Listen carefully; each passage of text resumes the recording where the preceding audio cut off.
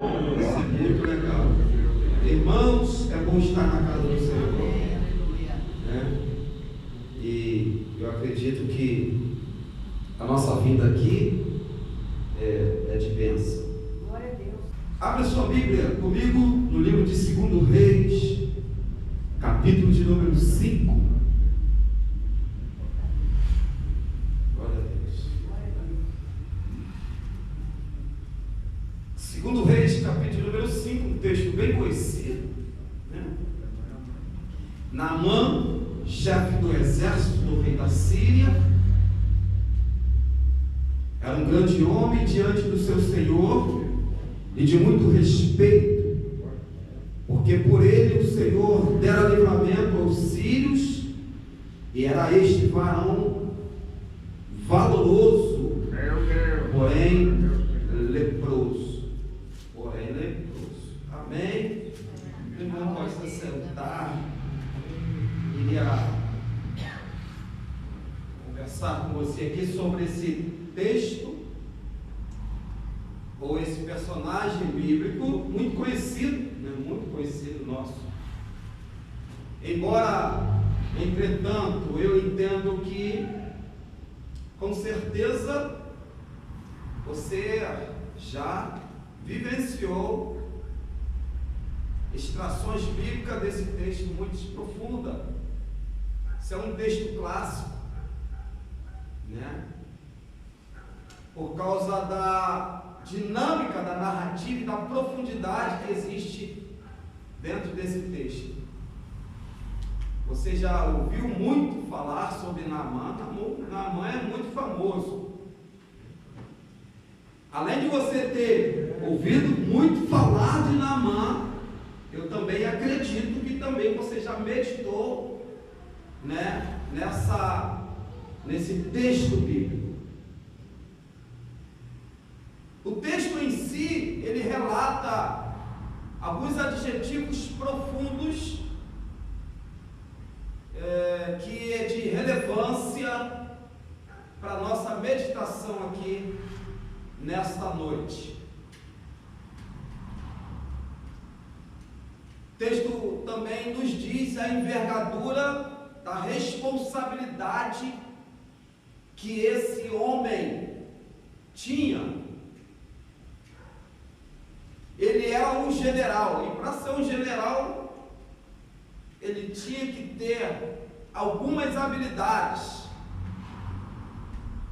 O texto que nós lemos, na tradução que nós lemos, ele era um homem, tinha suco. Água? É sério, não é suco. O texto que nós lemos, na tradução que nós lemos, ele era um homem muito respeitado e muito valoroso, valente,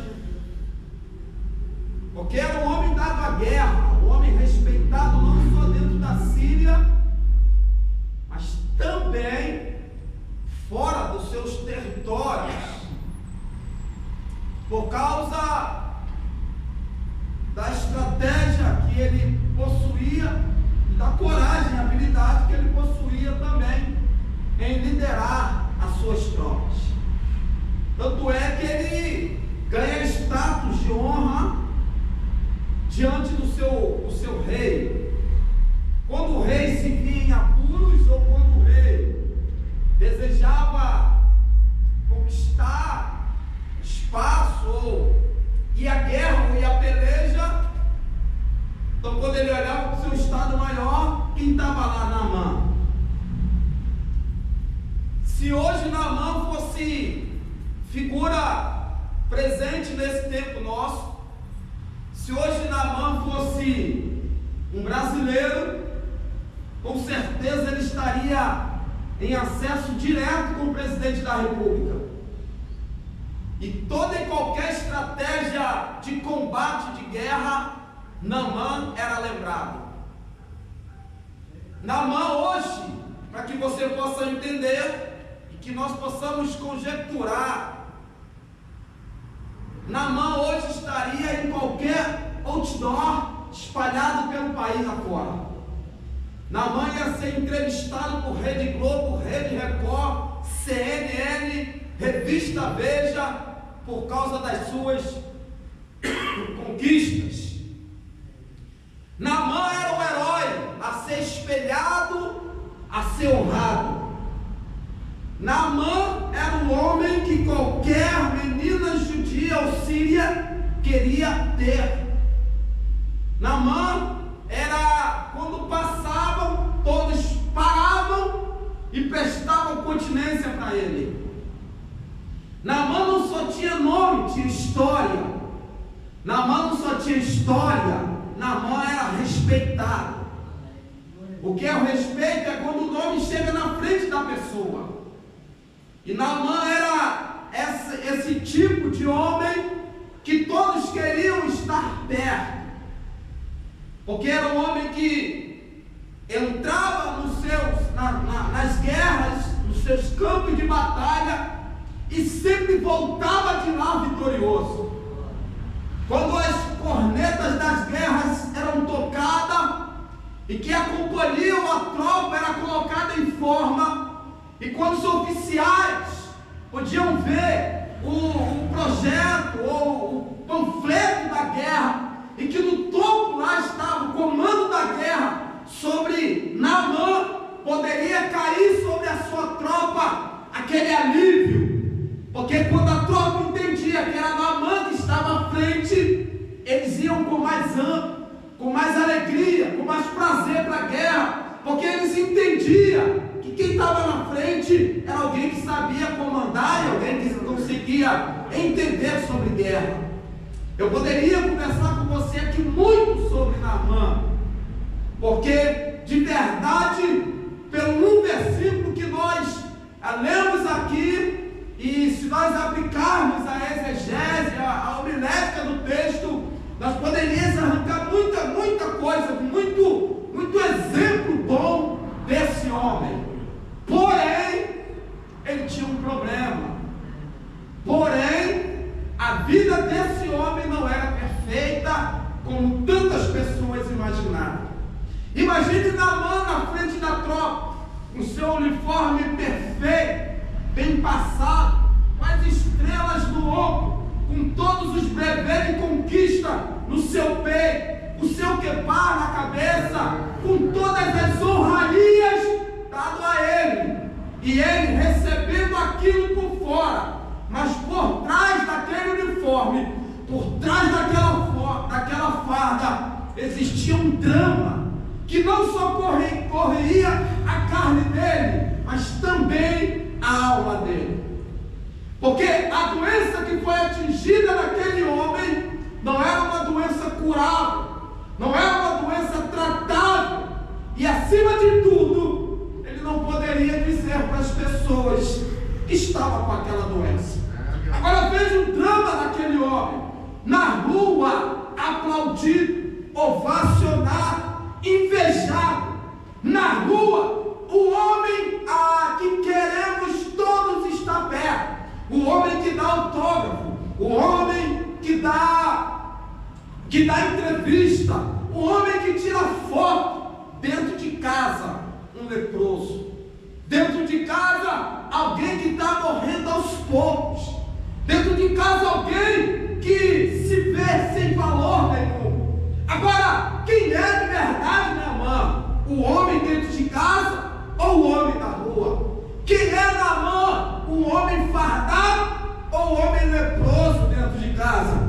Quem é Naamã? Um homem de prever, de conquista, de vitória, de lutas, de nome, ou esposo leproso dentro de casa? Existe um conflito de identidade aqui. Existe um homem que não sabe de verdade quem ele é. Existe um homem que, se você ler toda a narrativa, você vê que ele está desesperado.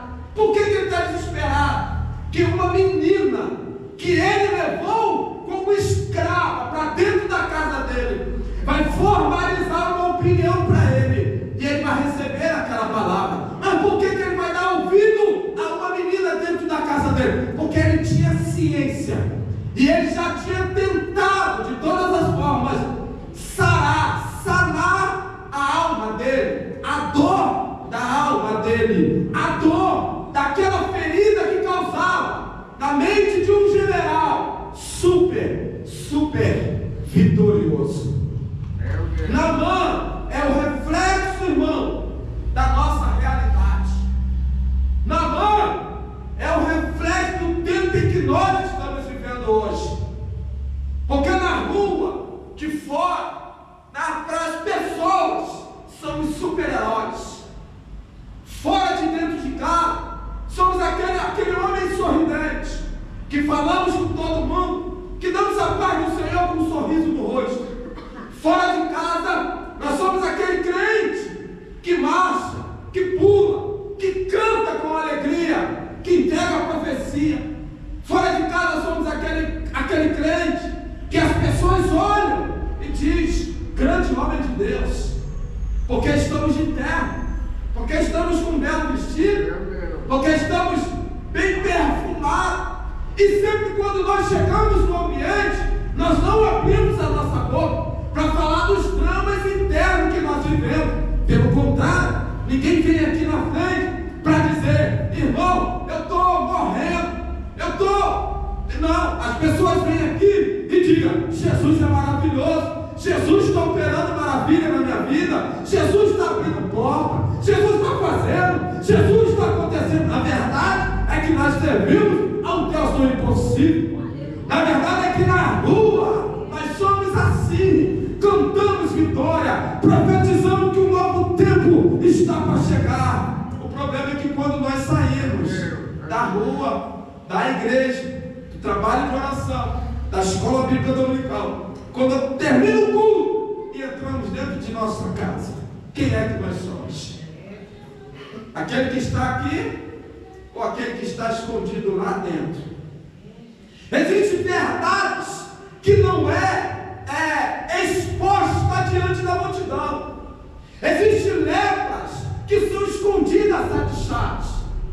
Existem doenças internas dentro da nossa alma que nós sabemos que está lá, mas nós não queremos aceitar, porque é vergonhoso, porque nós temos fama, porque temos nome, porque temos reputação.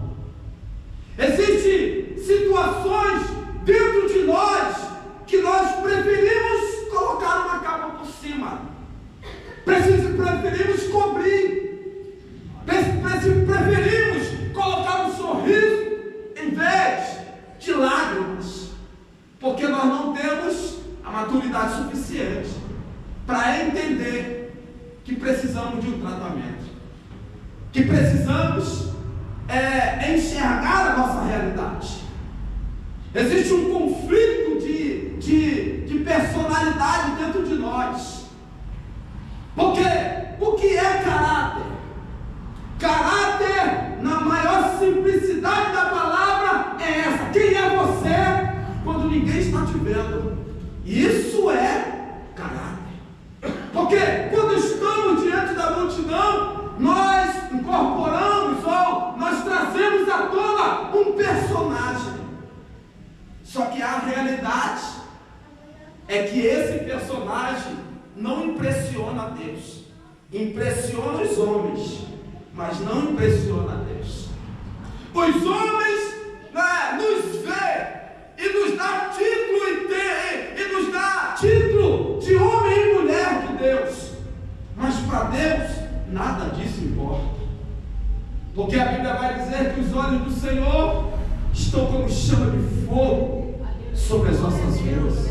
Mas o que é os olhos do Senhor, se Deus é Espírito? É porque a Bíblia está dizendo que Deus está em todo lugar ao mesmo tempo. Então Ele te vê no mesmo momento dentro da sua casa, como aqui na frente da igreja.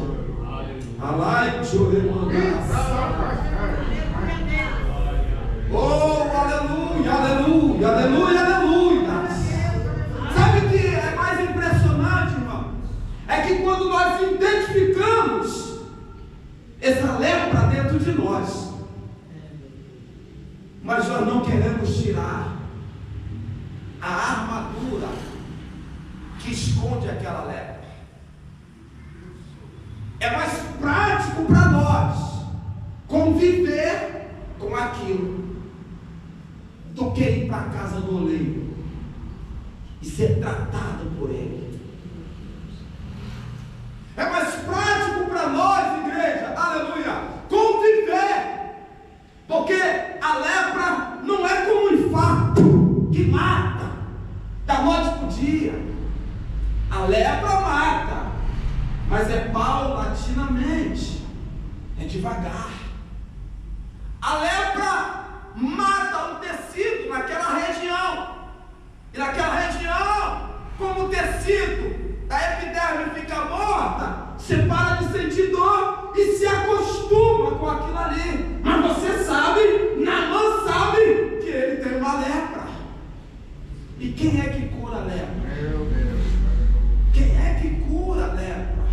Naamã, pelo alto grau que ele possui, pelas informações que ele tem, ele sabe que é uma enfermidade incurável. Por isso, ele precisa esconder aquela enfermidade.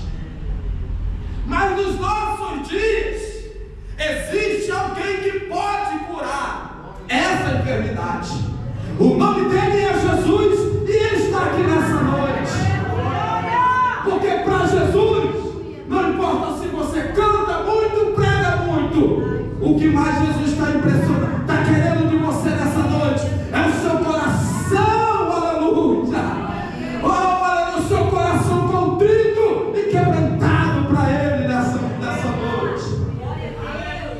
Entenda nessa noite, meu irmão, que o sangue do Cordeiro, existe alguém, um ser que vai sempre te lembrar da tua lepra. O nome dele é Satanás. O diabo, nosso adversário, anda ao nosso derredor, bramando como leão, procurando nos estragar. Aleluia. E o diabo sabe, como ele é estrategista, quando o diabo identificar um ponto fraco na sua vida, é só aí que tu vai apanhar. É só nessa tua fraqueza, é só nesse ponto falho que o teu adversário vai atacar. Mas você prefere abaixar a cabeça para as acusações do diabo do que apontar o dedo na face, na cara do diabo e dizer: Satanás, tu está repreendido. Porque nenhuma condenação há para aqueles que estão em Cristo Jesus. Mas hoje, irmãos, temos que entender que o nosso adversário não tem pressa nenhuma em te tirar da igreja. Ele vai alimentar essa tua enfermidade aí, ó, Deus. Ele vai aí fazer com que você fique na igreja, mas leproso. Porque o diabo sabe que enquanto você não encarar de verdade essa situação, enquanto você não dizer para o diabo: olha, eu pequei, eu falhei, eu caí, eu tropecei, mas o meu Deus, olha, você vai usar a palavra do justo, pode cair até 7 vezes, mas em todas elas o Senhor o levantará.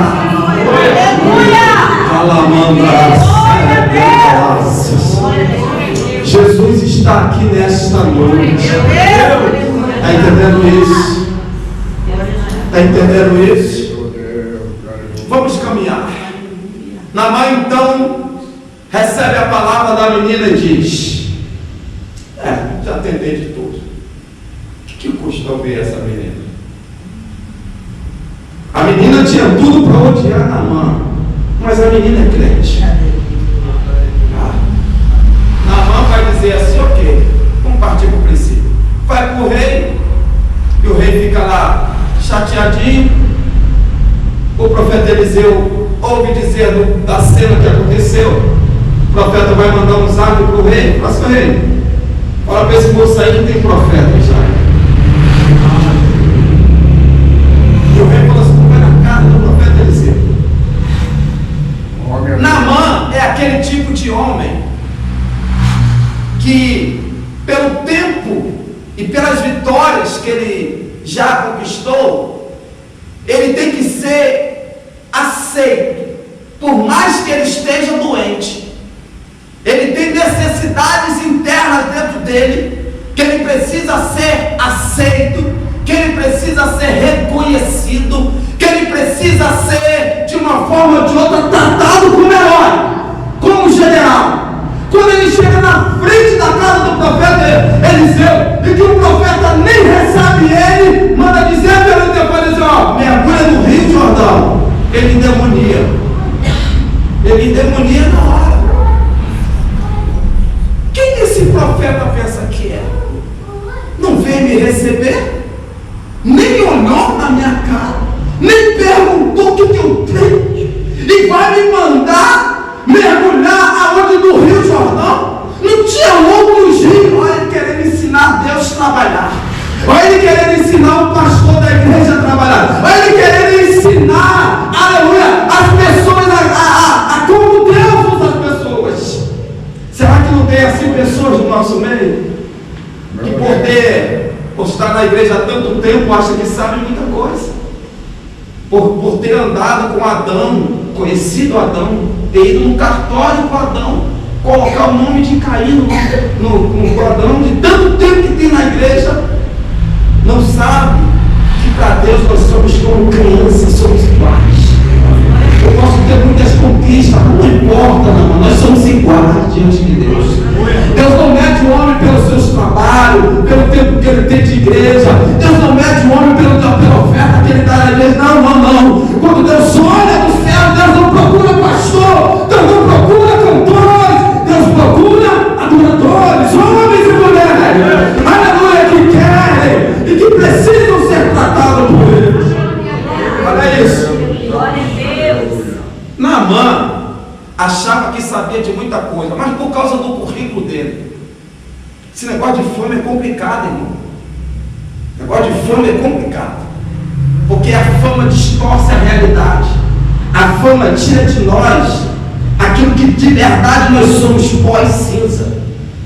Quando o homem consegue algum status, quando algum homem consegue algum feito, ele se acha muito, se acha melhor do que as outras. Mas aí Deus vem e tira o fôlego de vida por minutos, e aquele camarada vai para a lona. Nós somos assim, carentes da misericórdia de Deus. Alguns dos oficiais de Naamã falam assim: Naamã, presta atenção. Se Eliseu mandasse tu ir com a guerra, tu ia, cara. Só porque é o Rio Jordão, porque o problema não era mergulhar, o problema era o Rio Jordão. O Rio Jordão precisava tirar a farda. O Rio Jordão é o resultado daquilo que nós temos dentro de nós, que precisa ser tratado. É aquela pessoa que você diz: foi ele que errou, é ele que tem que me pedir perdão. Esse é o Rio Jordão que tu tem que entrar. Está entendendo? Porque alguém fala assim: não vou pedir perdão porque não foi eu. E aí Deus está dizendo que é para tu pedir perdão. É tu que tem que mergulhar. Porque o profeta Eliseu, como disse Naamã, falou assim: ele poderia vir aqui e orar, levantar a mão para o céu, falar do mistério, dar 5 línguas estranhas e ficar curado. Mas não, o profeta falou: vai para o Rio Jordão.